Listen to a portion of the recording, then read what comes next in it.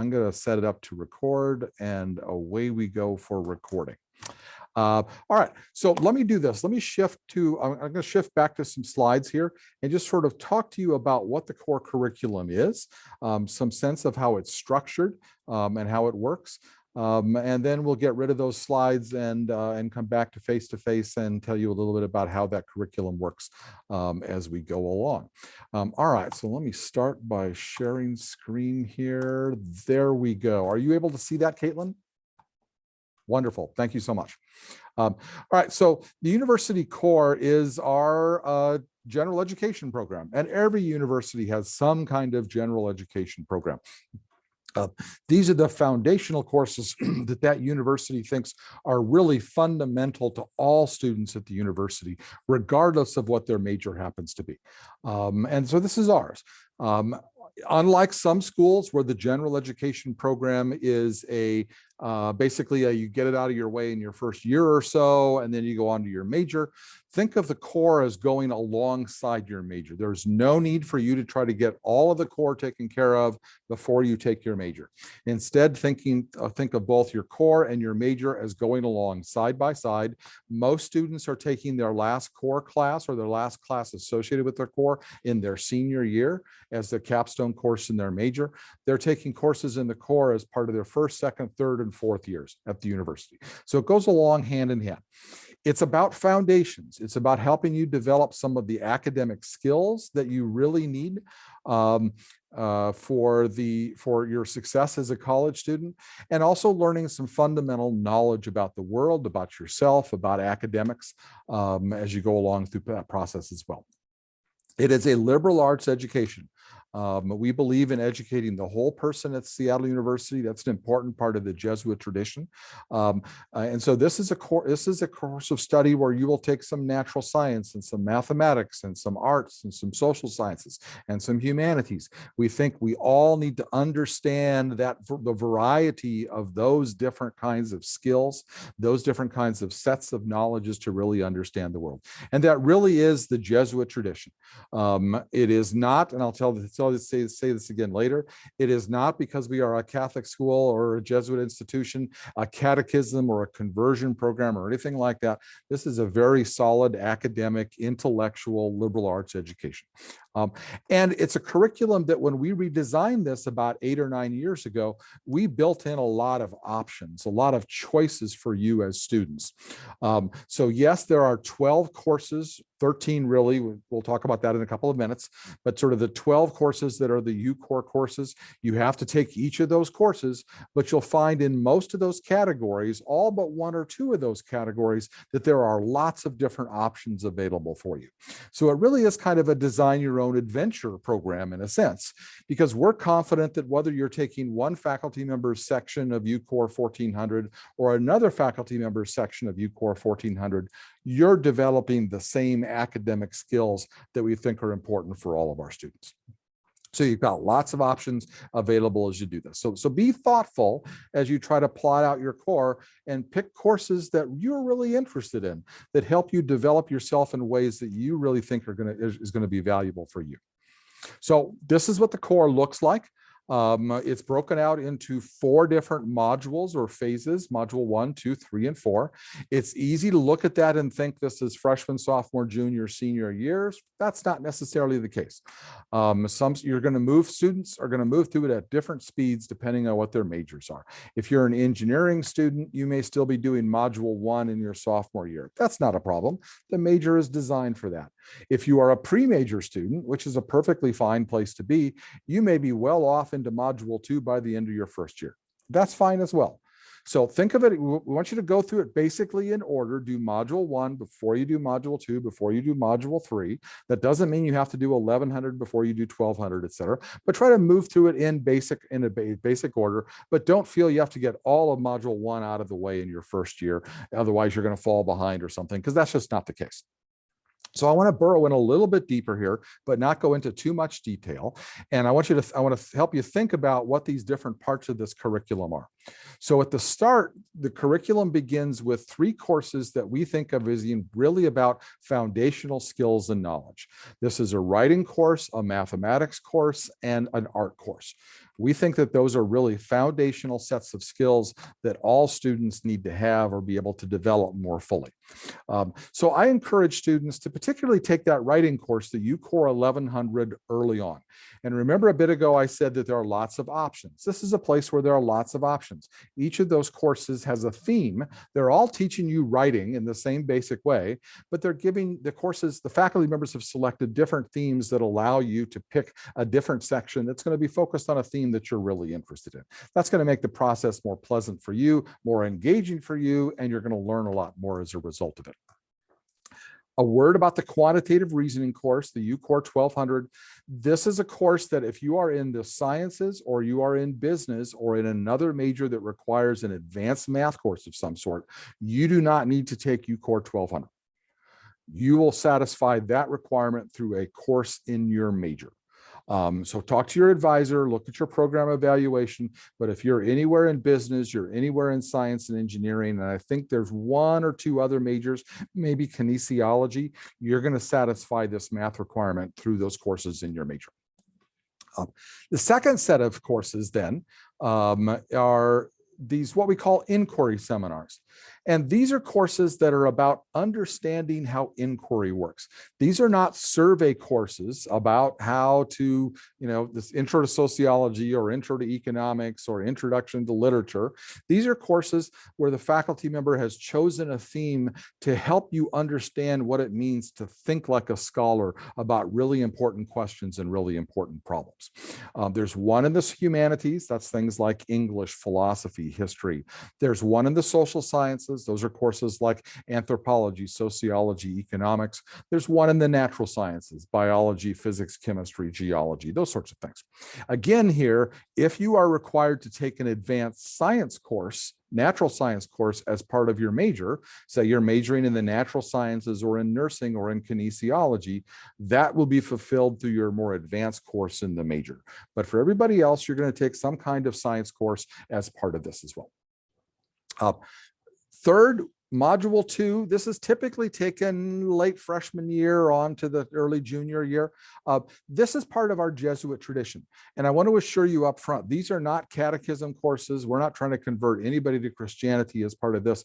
But we do think that the Jesuit tradition brings with it certain benefits, certain skills, wisdom, if you will, that we think is valuable. So there's a course in theology here. Again, there are a wide variety of options. And like I said, we're not going to try to convert anybody. These are academic scholarly courses and how to think about theology. There's a first course in philosophy about the relationship we have to our fellow human beings. And there's a second course in philosophy which is on ethical reasoning. I see a question from Annie on AP dual enrollment. The answer is yes, and I'll come back to that in just a little bit, Annie. Make sure that I do and get that question answered for you. So these are three courses. Again, there's some options here. There aren't as many options for the philosophy courses, but if you're in nursing or you're a pre-med student, you can take, for example, an ethical reasoning of business or an ethical reasoning of healthcare. If there's a couple of options in philosophy of human person, there's a course in technology there. So look for some options there as well.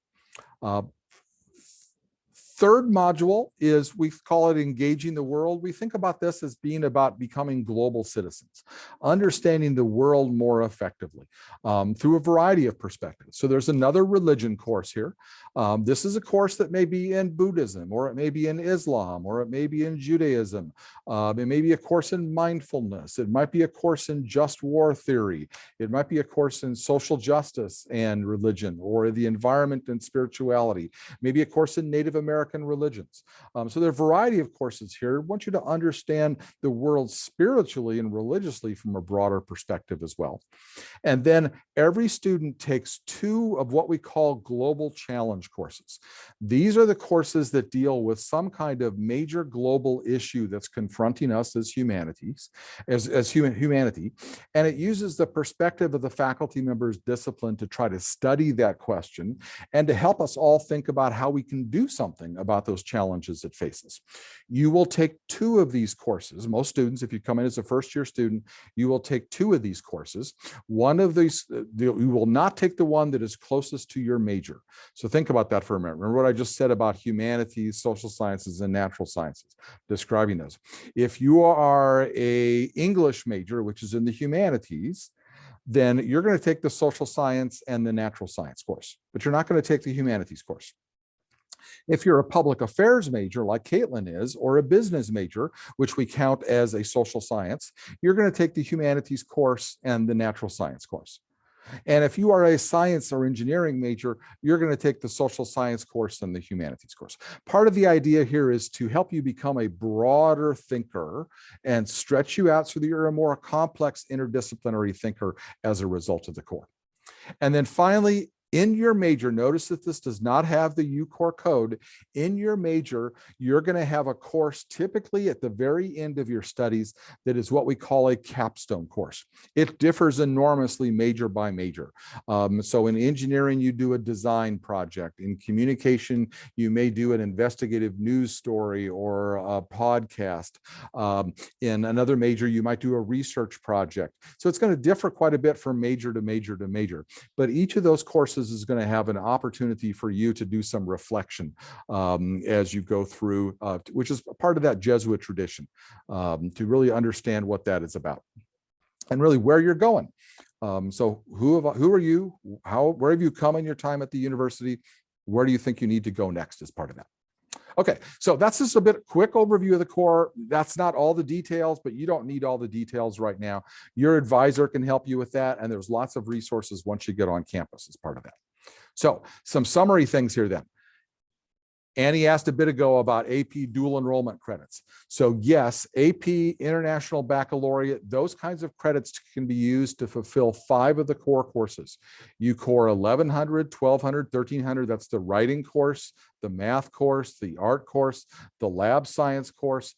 And if you've got a course in comparative religions or something like that, that can be used to fulfill the 3100 requirement.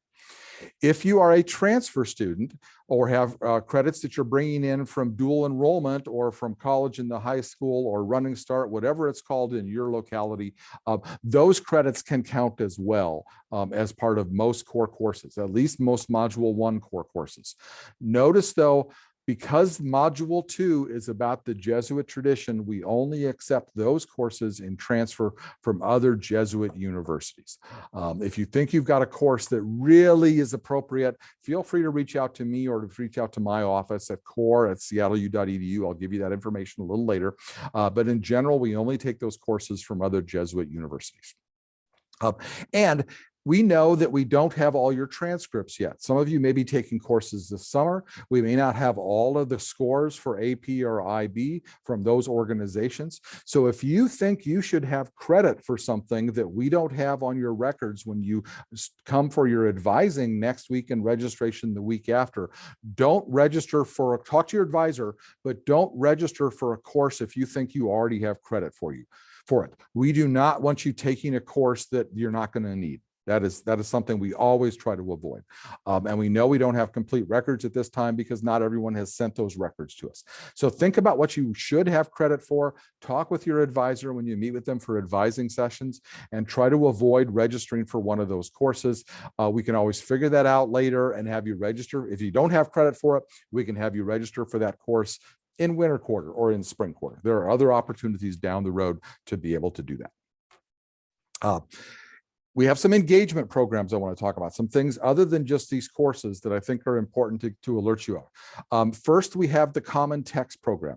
You may have heard about the Common Text program already. You should be getting a copy of the book here sometime soon. It's Chanel Miller's Know My Name.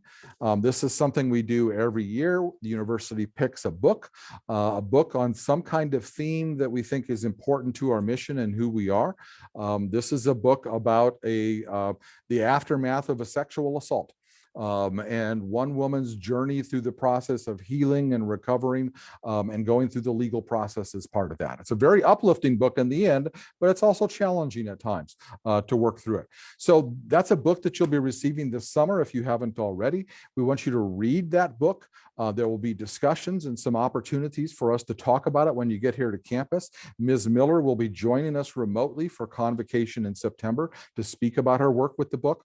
And then there'll be a variety of classes that may be using this book or using themes that are raised by the book throughout the rest of the year. I think this is sort of your introduction to college, is a chance for you to jump into a book, read it, digest it, engage in conversation with others when you get here on campus about that. Secondly, we've got a course that we've been doing on a pilot basis here for the last 3 years now, 3 years this year, called UCORE 1910, Engaging Seattle. This is a 2-credit course that happens in fall quarter. It's just an elective, but it's a great elective. Because it's only 2 credits, it should fit under your flat rate tuition. So if you're paying a quarter's worth of tuition, that gives you the ability to take anywhere between 12 and 20 credits, I believe. This would take you up typically from 15 to 17 credits. So it doesn't cost you anymore. It runs in the first 5 weeks of fall quarter. We're trying to do a couple of orientation sessions during the end of summer, so you get a chance to meet some of your fellow students, meet a faculty member before you actually arrive on campus. And then the course will meet once a week for the first 5 weeks of the quarter. The course is about Seattle and its various contradictions. It seems kind of odd to think about contradictions in a city, but every city is full of them. We are a city with some of the best healthcare in the world, world-class biotech firms, world-class med school over at the University of Washington, world-class hospitals, and we have lots of people who don't have any kind of health insurance at all. We're a leader in technology with Microsoft and all sorts of other companies here. SpaceX has a big facility here. Lots of high-tech companies. We have parts of the community that don't have good internet, good bandwidth.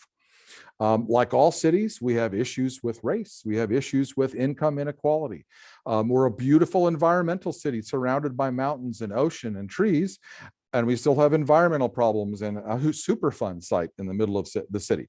And so this is a course that helps you understand a bit about the city. It is not a Chamber of Commerce, welcome to Seattle, isn't it a wonderful place kind of course. It is instead a course that is designed for to help you sort of think about Seattle in a much deeper and more complex and robust way. We like to think of Seattle U as being, or Seattle as being an extension of our classroom. This is a great opportunity to do that. So talk to your advisor when you meet for advising about it. If you're interested in it, you'll be able to see what the times are and pick a section of it. I encourage you to do that.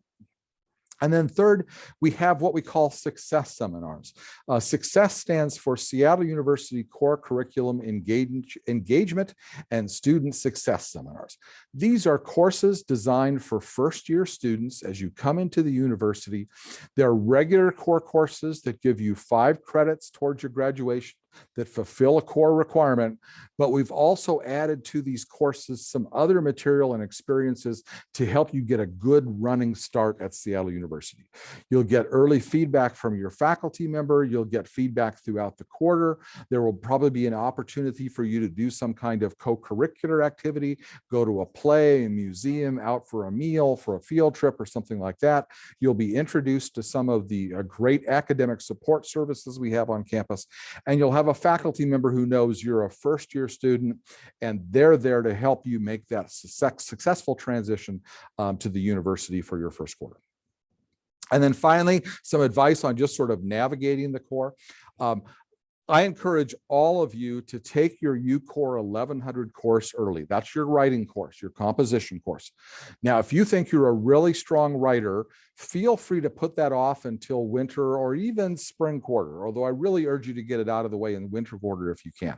But if you're at all uncertain about your writing, please try to take that course in fall quarter. Our experience talking with students and the national research shows that students who have that composition course really early in their college experience have a better chance of success in other courses. You're going to be writing in all of your core courses. So try to do that UCORE 1100 early on, fall quarter if at all possible, certainly fall quarter if you're at all uncomfortable with your writing, and then you've got that good foundation. Second, don't feel you have to take 1100 first and then 1200 and then 1300 and then 1400 and then 1600. Don't ask why 1500 doesn't exist. There's a story, but it's a long one. Instead, sort of think in terms of modules. Try to do module 1 first, then do module 2, then do module 3. And so try to think of it in terms of working through each of the modules, completing one module before you go on to the next one. That's not entirely required. You may wind up taking one or two of your module 2 courses before you finish all of module 1, but that's okay.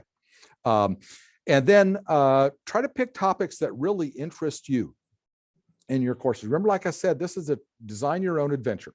And so pick some topics that interest you. This is a place, we're all bigger than our major, right? We're all broader than just our individual field. So I'm a communication scholar. I'm a word nerd, right? I study speeches and stuff like that.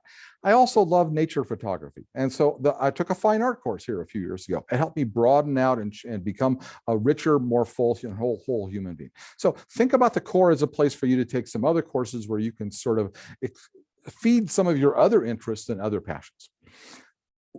Spread it out. Like I said earlier, don't think you have to get this out of the way in your first year or two. Think of it as a 4-year program. And then lastly, each major has on the website for their department, you can look this up on the USSU website, just go to the department. Each major should have a 4-year plan. A typical 4-year plan is what they call it. These are the course. This is a layout of, in your first year, you should take these courses. In your second year, you should take these courses. In your third year, you should take these courses. And they'll have course opportunities for you to take your core courses as part of that. So look at your 4-year plan for the major or majors you may be interested, and think about, all right, well, what courses should I be taking as part of the core? Because it's going to differ a little bit depending on what your major is.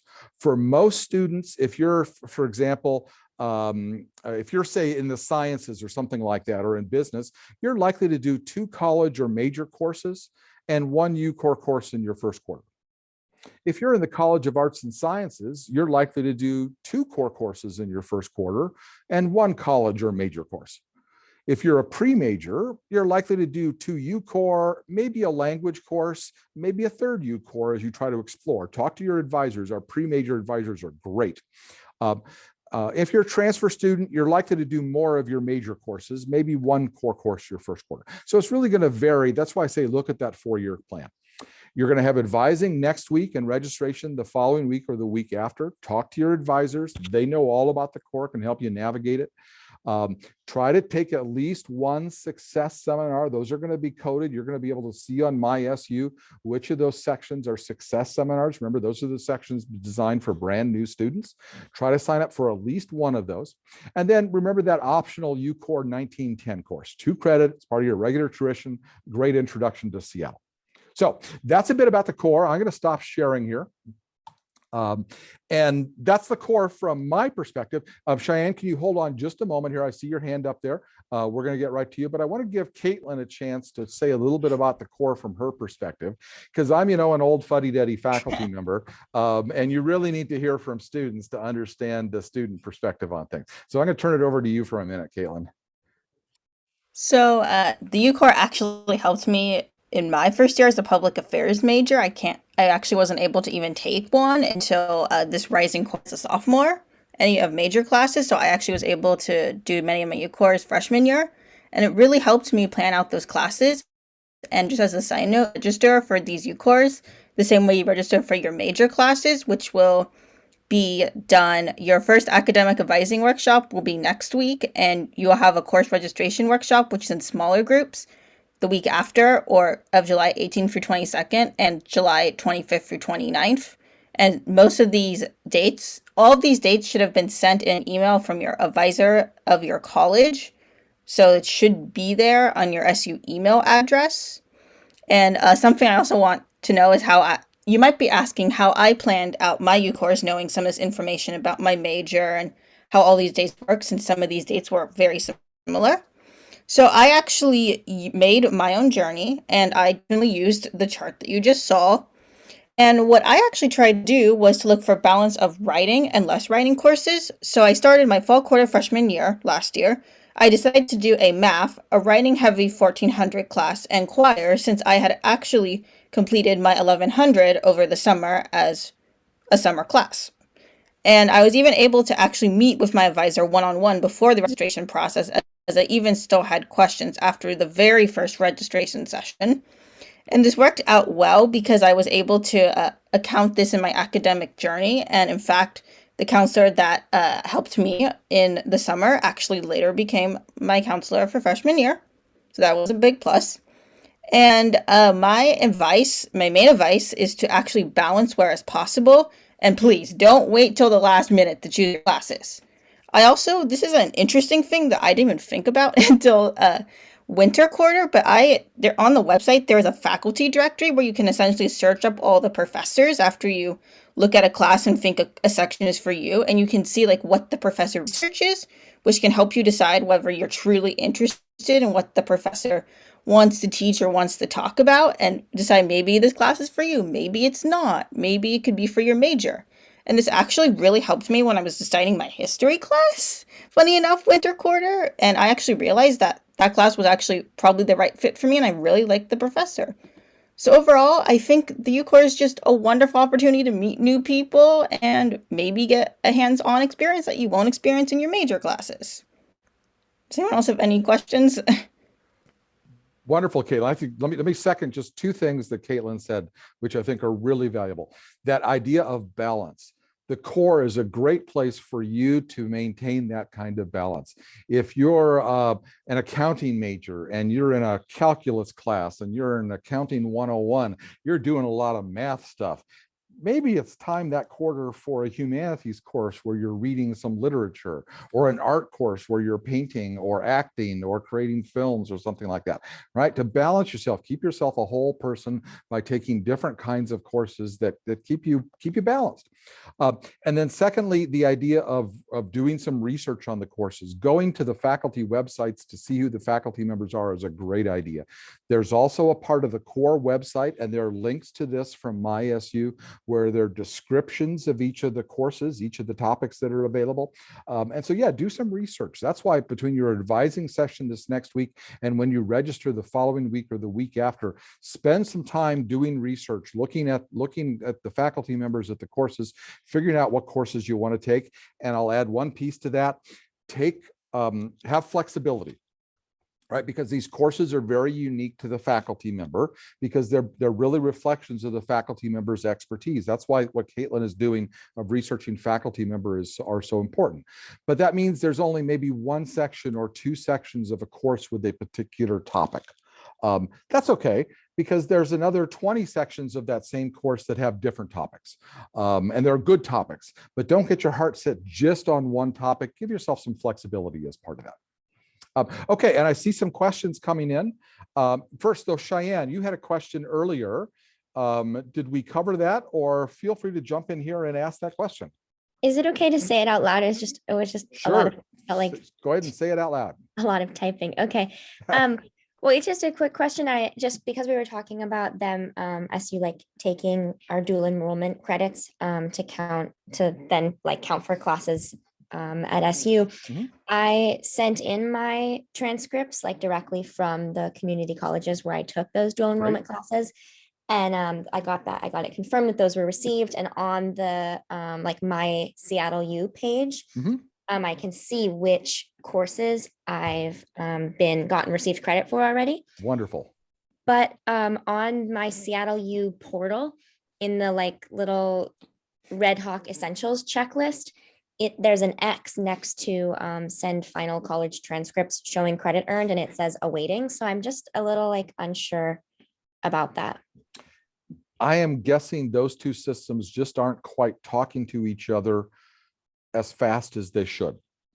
But here's what I would do. I wouldn't worry about reaching out to anybody to take care of the red X. That's not going to stop you from registering right now. But when you meet for your advising session next week, have your informal transcripts available to you from your community college online so that you can share with the advisor, I have taken these courses and I've already sent that transcript to the university. And that way we can give you, the advisor can give you the right advice to get in, but that X is not going to stop you from registering. Okay, thank you so much. I really appreciate it. You bet. And it looks like you've answered some of these, Caitlin, already over here. Julie asks, are you able to take module 2 classes? Yes, you can. You don't even have to have finished all of module 1. You have to have finished UCORE 1100. And we really encourage you to try to focus on finishing up module 1, or at least the vast majority of it, before you move on to module 2. But if you have to start taking, because of schedule or whatever, one of your module 2 classes before you've finished all 6 of module 1, that's okay, but you can certainly start those in your first year. I'm double majoring and some courses overlapped. Can I take, you only have to, this is a question from Phoebe, you only have to take the core once, regardless of how many majors you have. And so where it runs into issues is in the Global Challenge courses, where you only have to take 2 of the 3 courses. And say if you're majoring in both business and English, just picking 2 examples there, those would have different requirements there. You would just have to take the module 3 Global Challenge requirements for what you consider your primary major.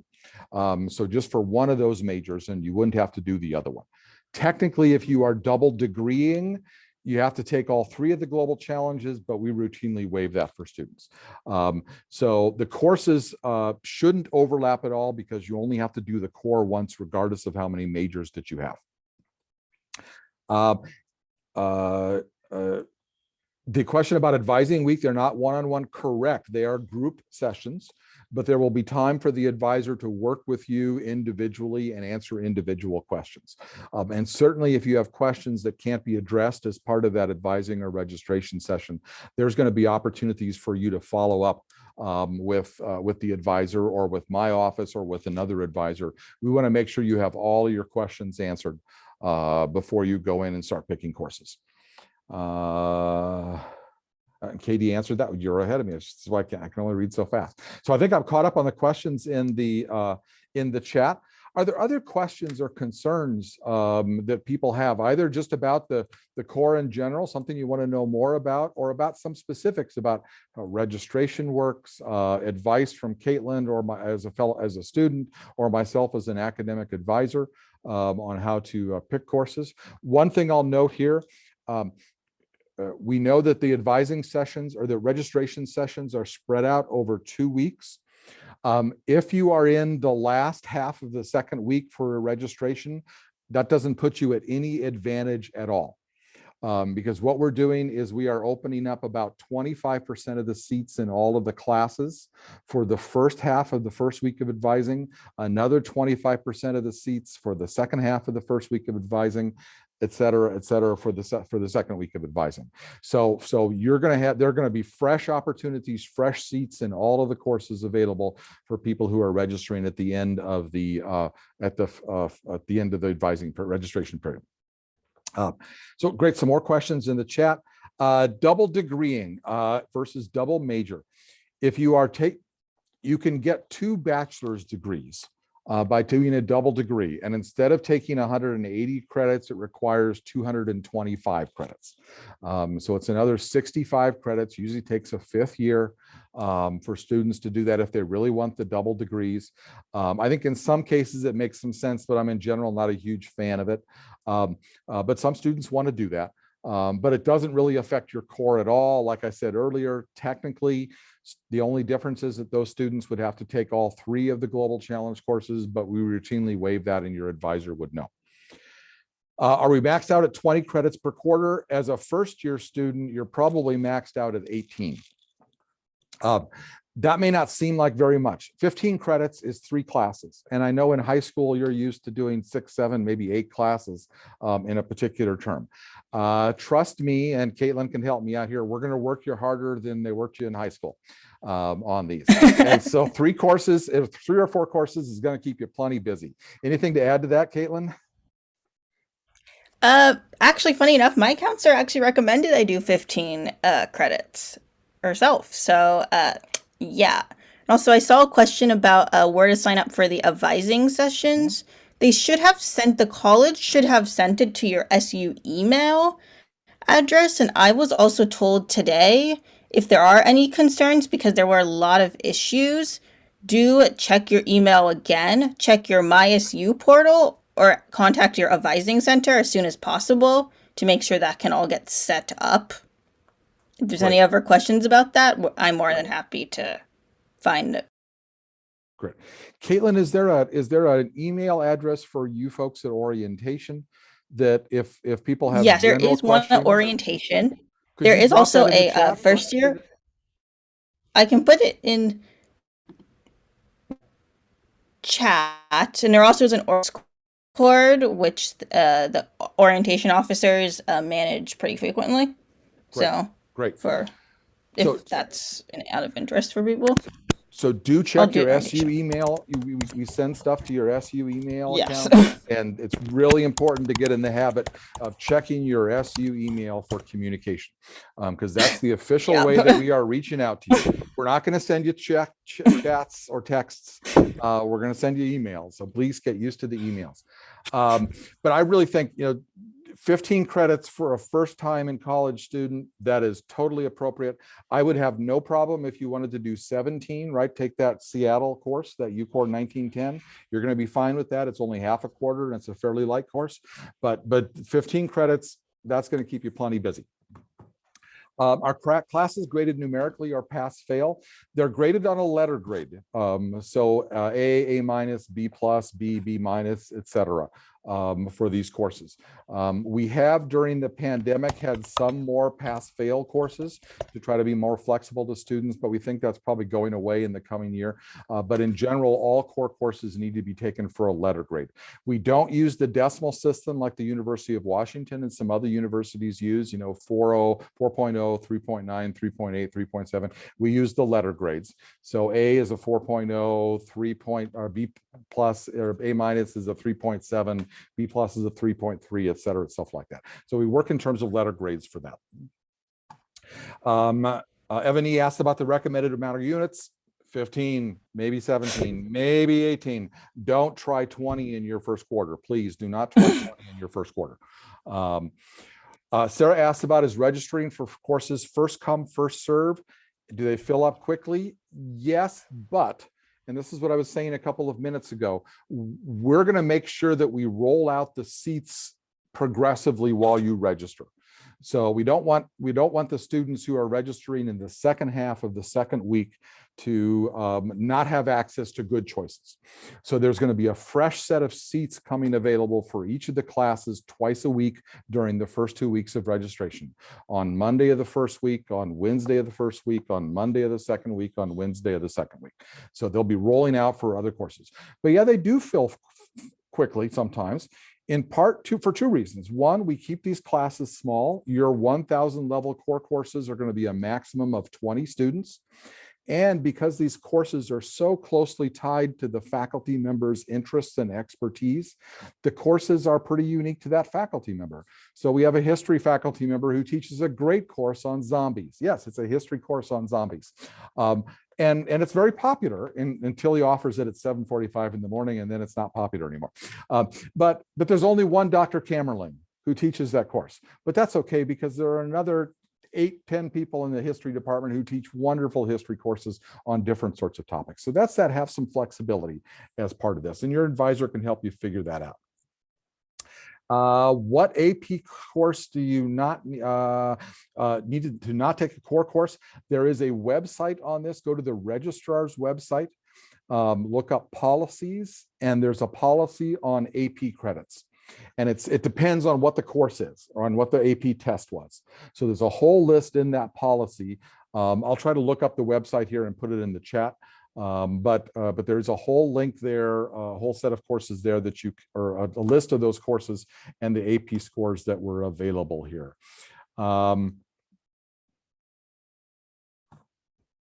Julie, hold it. Miriam first. if we want to major and double minor, when could we complete our minor credits? You would complete your minor credits along the way with the other courses.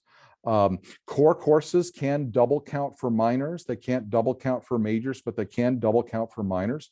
So you may be able to fulfill a couple of minors, some of your minor requirements through taking core courses. This is a place to sit down with your advisor, not necessarily when you register for fall quarter, but when you get here in fall, sit down with your permanent advisor and sort of work out a quarter by quarter plan of when you would fit these courses in.